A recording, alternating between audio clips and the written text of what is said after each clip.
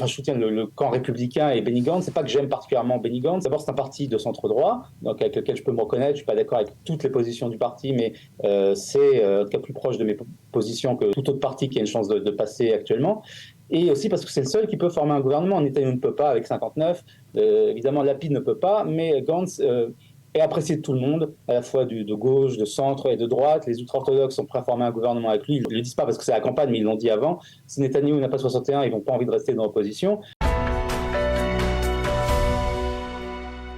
Nous avons le plaisir d'être en ligne avec Binyamin Lashkar. Benjamin, bonjour. Boker Tov. Bonjour. Merci d'être avec nous. Je rappelle que vous êtes membre actif du camp pour l'État, du camp de l'État, on ne sait pas toujours comment bien l'appeler, le camp dirigé républicain. Allez, allons-y pour républicain, bien qu'il n'y a pas de république en Israël, mais enfin, c'est le parti de Benny Gantz et de Gideon Sa'ar, nous avons sollicité après un article que vous avez écrit, un éditorial que vous avez écrit sur votre page Facebook, mais cette fois en ivrite, en hébreu. Alors on va faire partager, on va dire, les auditeurs francophones dans cet éditorial. Vous essayez de trouver les moyens, l'alternative à un gouvernement qui serait dirigé par Binyamin Netanyahou, dans l'hypothèse où celui-ci n'obtiendrait pas les fameux 61 députés. Alors pour vous, pour résumer, on va dire, et dites-moi après si je me trompe, pour vous, la meilleure option reste celle de Benny Gantz, qu'un gouvernement soit dirigé par Benny Gantz, parce qu'un gouvernement dirigé par Yair Lapid, en dépit du parti qu'il dirige et qui compte dans les sondages 25 députés, c'est-à-dire 2 fois plus que votre parti, vous pensez que il n'a pas la possibilité, lui, de former un gouvernement majoritaire. La première question, c'est logiquement, l'expérience de Naftali Bennett, elle a duré 1 an, elle n'a pas été particulièrement concluante puisque ce gouvernement n'a pas tenu, il n'était pas stable du tout. Qu'est-ce qui vous fait penser qu'un gouvernement qui serait dirigé par Benny Gantz avec 12 mandats, autour de 12 mandats, on va dire, pourrait être plus stable? D'abord, un premier point, c'est que je parle en tant qu'homme de droite. Je dis, mon éditorial était présenté pour les gens de droite qui ne veulent plus de Netanyahou, et c'est quand même une grande partie des gens de droite. Ceux qui veulent Netanyahou, évidemment, c'est autre chose, mais je parle quel choix est possible pour les gens de droite qui ne veulent plus Netanyahou. Donc c'est pas non plus pour les gens de gauche qui, évidemment, leur choix est... Alors attendez, je vous corrige.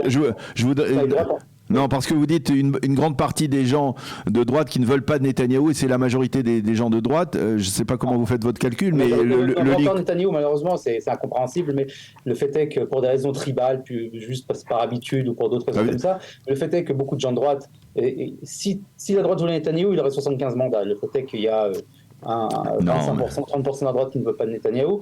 Et donc, quelles sont les options et effectivement, non, mais c'est pas Benny Gantz, c'est le seul qui peut former un gouvernement actuellement qui ne soit pas un gouvernement Netanyahou.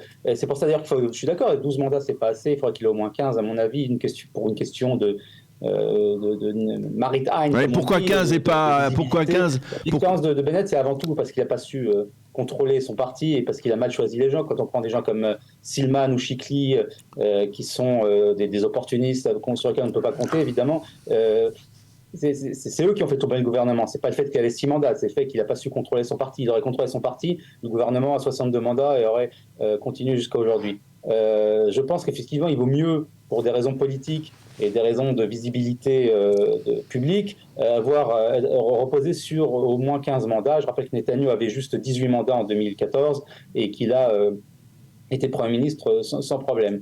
Mais la vraie raison pour laquelle je soutiens le camp républicain et Benny Gantz, c'est pas que j'aime particulièrement Benny Gantz, mais c'est surtout que d'abord c'est un parti de centre-droit, donc avec lequel je peux me reconnaître. Je suis pas d'accord avec toutes les positions du parti, mais c'est en tout cas plus proche de mes positions que tout autre parti qui a une chance de passer actuellement. Et aussi parce que c'est le seul qui peut former un gouvernement. Netanyahu ne peut pas avec 59. Évidemment, Lapid ne peut pas, mais Gantz est apprécié de tout le monde, à la fois de gauche, de centre et de droite. Les ultra-orthodoxes sont prêts à former un gouvernement avec lui. Ils le disent pas parce que c'est la campagne, mais ils l'ont dit avant. Si Netanyahou n'a pas 61, ils n'ont pas envie de rester dans l'opposition. Et ça sera la base, à mon avis, d'un gouvernement plus large qui viendra après, une fois qu'un gouvernement sera formé et que Netanyahou verra qu'il a plusieurs années d'opposition devant lui, c'est plus ou moins la fin de sa carrière. Donc je pense qu'on pourra ensuite rajouter le Likoud ou une partie du Likoud à ce gouvernement et avoir un gouvernement d'union nationale. Bon, attendez, alors je vais essayer de parce que vous avez plusieurs affirmations que je voudrais peut-être modestement. Vous parliez de 2014, mais il avait 14 députés. Benyamin Netanyahou, le Likoud avait en 2013, il avait 31 députés, hein, le Likoud. Avec Israël Beitenu, mais dans les 31, il y a eu des changements. Au début, il avait 22, c'est tombé à 18 à la fin. Il y avait 18 sur les 31 qui étaient du Likoud et le reste était de Israël Beitenu. Oui. Alors, concrètement, c'est-à-dire qui siégerait dans ce gouvernement? Dites-moi comme ça, c'est-à-dire un gouvernement qui serait dirigé par Benny Gantz.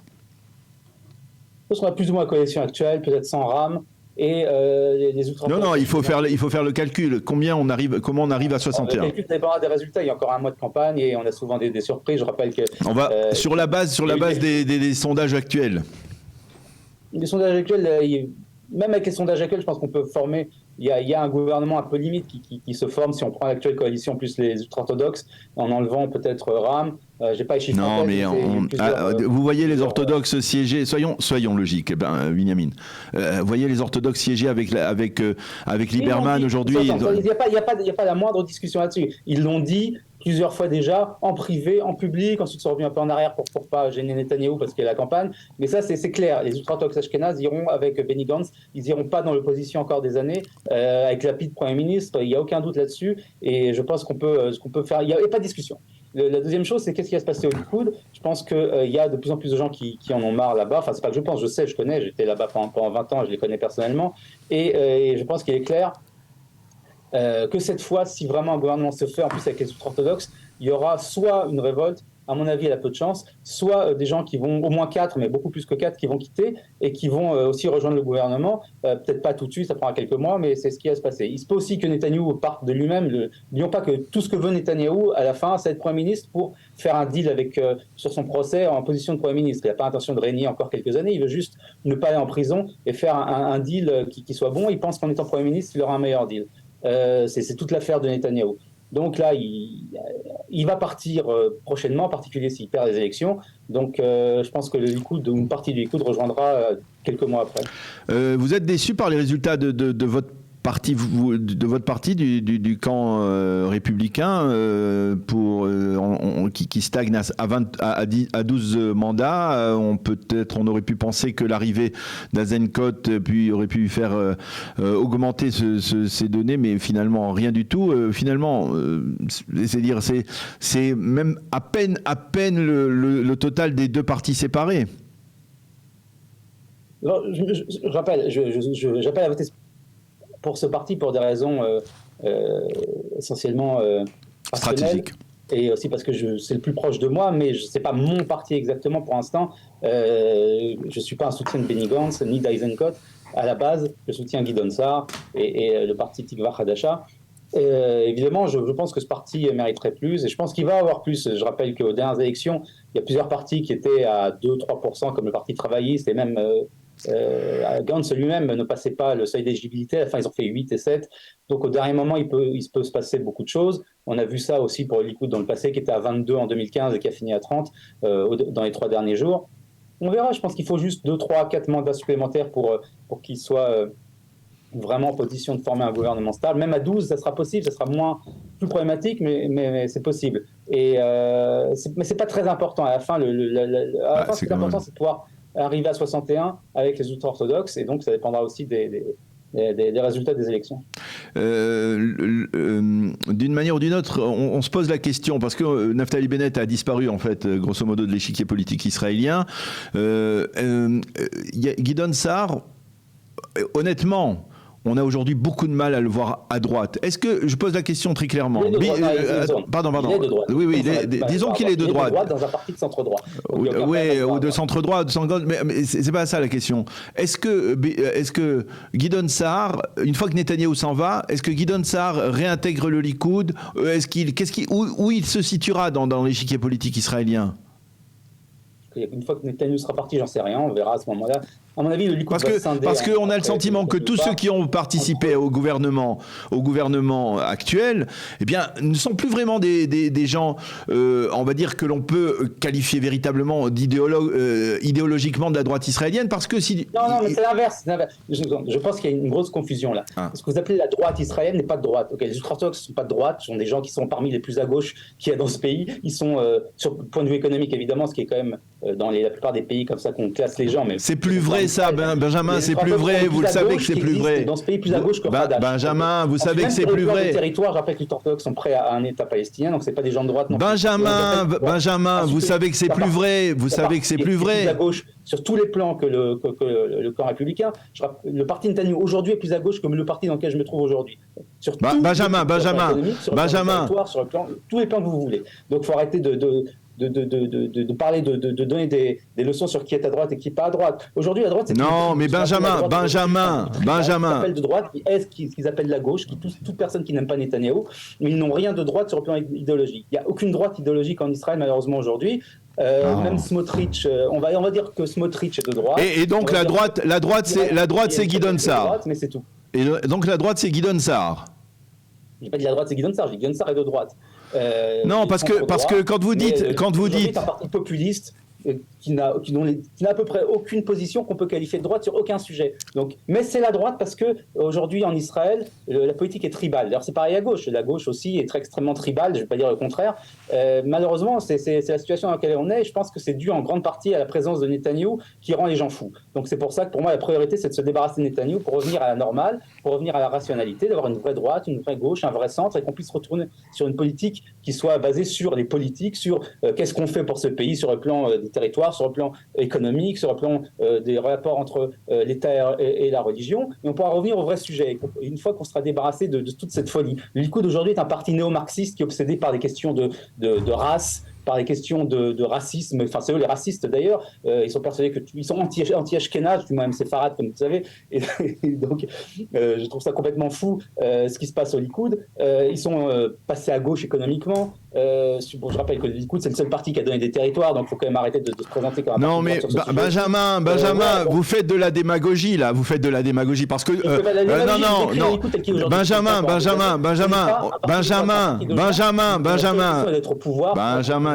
laissez-moi poser une question. Des jobs aux autres et ils ne font rien quand ils sont au pouvoir. Benjamin, 12 ans, qu'est-ce qu'a fait le Likoud ? Ils ont tenu la situation. En un an, ce gouvernement a fait plus sur à peu près tous les sujets que le Likoud. En un an, avec des gens qui étaient de camps absolument opposés, qui étaient d'accord à peu près sur rien, ils ont quand même réussi à faire plus de choses que 12 ans le Likoud. Je rappelle les réformes économiques qu'on a vécues, qui sont quand même des réformes basiques, qui ont été empêchées par le Likoud, parce que le Likoud a peur de se mettre à dos n'importe quel groupe de pression. Tout groupe de pression fait peur au Likoud, donc ils font jamais rien contre aucun groupe de pression, surtout qu'ils sont tous adhérents au Likoud, donc ensuite c'est eux qui décident qui est député. Donc c'est un parti qui est une catastrophe sur tout ce qui est les questions économiques. Parce Benjamin, tenu par tous les lobbies et par la Istadrout. Benjamin, je peux parler. C'est la plus à gauche économique qu'on arrive à faire. On peut poser une question. C'est quand même quelque chose qui est complètement fou. On peut parler, Benjamin. Il est bloqué depuis 12 ans par Netanyahou qui ne veut rien faire à part être au pouvoir et se balader dans le monde parce qu'il aime bien, il croit qu'il est un géant de la géopolitique. Et on a vu que c'était pas exactement le cas non plus. Et voilà. Donc il faut vraiment qu'il parte. Benjamin, quand on vous entend parler, on peut d'une certaine manière parfois adhérer à certains de vos arguments, mais ces arguments ils sont tellement déversés avec tellement on va dire de haine envers Binyamin Netanyahou qu'ils sont plus crédibles. On peut critiquer. Non, laissez-moi poser la question. Laissez-moi poser une question. Bon, alors non, Benjamin, on peut pas parler. C'est tout, mais je le déteste pas. C'est quelqu'un qui a aussi fait des choses très bien dans le passé. Malheureusement, ces dernières années, il est devenu complètement obsédé par ses situations personnelles et par son procès. C'est la seule chose qui l'intéresse. C'est pas moi qui le dis, c'est toute personne qui le connaît. Toute personne qui le connaît, c'est ce qu'ils disent au Likoud en interne. Ils le détestent beaucoup plus que moi au Likoud. Donc il faut arrêter de parler de haine parce qu'on critique Netanyahou. Netanyahou est largement plus détesté par les dirigeants du Likoud que par moi. Et Netanyahou est une personne qui aujourd'hui n'est obsédée que par son procès et par lui-même. Et il est prêt à brûler le pays s'il faut pour se sauver. Donc voilà, c'est quelqu'un qui est dangereux. Maintenant, c'est pas de la haine, c'est juste une description de la réalité politique. Les gens ne sont pas prêts. Beaucoup de gens n'arrivent pas à accepter ça parce qu'ils continuent à garder l'image de Netanyahou d'avant. Mais malheureusement, c'est quelqu'un qui a changé. qui passe pour des raisons de traumatisme psychologique qu'il a subi avec la psychologie maintenant. Plus le procès, il est persuadé qu'il y a un complot contre lui, il est devenu paranoïaque complètement, et il a progressivement passé dans une obsession qui fait que la seule chose qui l'intéresse aujourd'hui, c'est lui-même. Il a un complexe messianique, il pense que sans lui, le pays est détruit. Et donc, ça l'auto-justifie pour faire n'importe quoi. Non, mais Benjamin... Il est surtout dangereux à cause des gens qui le soutiennent, parce qu'en lui-même, il y a des gens comme ça, il y en a plein. Mais Netanyahou est dangereux parce qu'il y a toute une secte de gens qui sont prêts à faire tout ce qu'il dit, quel que soit ce qu'il dit, et qui le soutiennent de façon aveugle. Et c'est ça qui est dangereux. Bon, c'est difficile de vous interrompre dans le débit de vos arguments, mais bon, écoutez, on a entendu votre positionnement effectivement. On verra au résultat, on verra les résultats. Il faut tout de même rappeler quand même, parce que c'est dire en démocratie, vous le reconnaîtrez vous-même, il y a un seul moyen de vérifier la popularité et le droit. Le droit. Non, laissez-moi parler. Le droit des gens à être élus ou à représenter le peuple. Ce sont les élections. Et lors des dernières élections, le Likoud a obtenu 33 mandats, je crois, exactement, tandis que votre parti n'en a obtenu que 5. Aujourd'hui, dans les sondages, si vous n'aviez pas été rattrapé, votre parti, le parti de Gideon Sa'ar, miraculeusement par Benny Gantz, eh bien, votre parti n'aurait pas passé le seuil d'éligibilité, alors que le Likoud est autour de 30 députés. Donc, il faut avoir un peu peut-être d'humilité avant de donner des leçons, peut-être. C'est pas ça qui détermine. Non, mais bien sûr, d'accord. C'est l'obsession d'analyser des sondages qui en plus sont non, mais l'obsession, Benjamin, l'obsession, vous savez que parfois. Le plus grand parti, personne ne dit le contraire, mais en même temps, c'est pas parce que c'est le plus grand parti que ça lui donne tous les droits. Gideon Sa'ar, Benjamin, Gideon Sa'ar était un homme. Netanyahou n'a pas eu. Gideon Sa'ar était un homme qui était extrêmement respecté un peu partout dans la droite israélienne. L'année qu'il a passée depuis qu'il est au gouvernement, on a eu le sentiment, et c'est les médias qui ne sont pas obligatoirement pro-Netanyahou qui l'ont reflété, ce sentiment qu'il n'avait qu'une seule préoccupation, c'est se débarrasser de Netanyahou. Et ça, c'est problématique dans une démocratie. Même si on peut ne pas être d'accord avec quelqu'un, on peut, avec une ligne, le fait de donner le sentiment de se focaliser de manière obsessive, vous parliez d'obsession du Likoud, mais il y a une obsession aussi de Gideon Sa'ar à sortir Netanyahou. C'est vous qui dites ça, je suis absolument pas d'accord. C'est ni l'obsession de Gideon Sa'ar pense que Netanyahou est dangereux, veut pas qu'il retourne au pouvoir, mais il n'y a absolument aucune obsession. C'est légitime. Pendant un an, il s'est occupé au ministère de la Justice de faire des réformes, des petites réformes dont on n'a pas beaucoup parlé dans la presse, mais qui sont d'une importance grande pour les libertés des citoyens, pour restreindre. Mais on a parlé des réformes de son refus, de sa volonté de faire la haritzout du système judiciaire, c'est-à-dire le côté dictatorial qu'on a dans le système judiciaire en Israël. Il a augmenté les droits face au système judiciaire. C'est des petites réformes qui changent la vie des gens, et c'est sur ça surtout qu'il s'est focalisé pendant un an. Bon. C'est vous qui dites, c'est la presse de droite qui passe son temps à faire plus ou moins n'importe quoi, qui parle d'obsession contre Netanyahou. On a le droit de ne pas vouloir cet homme au pouvoir. On a le droit, bien entendu, on a le droit. Mais il faut avancer des arguments qui sont. Mikhaïli au pouvoir. On a le droit. On pense que cet homme est dangereux, et donc on ne veut pas. C'est la démocratie, c'est comme ça. Bon, eh bien, très bien. On a bien compris votre message. Merci beaucoup, Benjamin, d'avoir accepté de répondre à nos questions à moins d'un mois des élections législatives en Israël. On verra les résultats, bien entendu, au lendemain de ce scrutin du 1er novembre. Bonne journée, Gmar Khatima Tova, envers et contre tout, malgré tout, à bientôt. Shalom, shalom. Merci Daniel, Khatima Tova.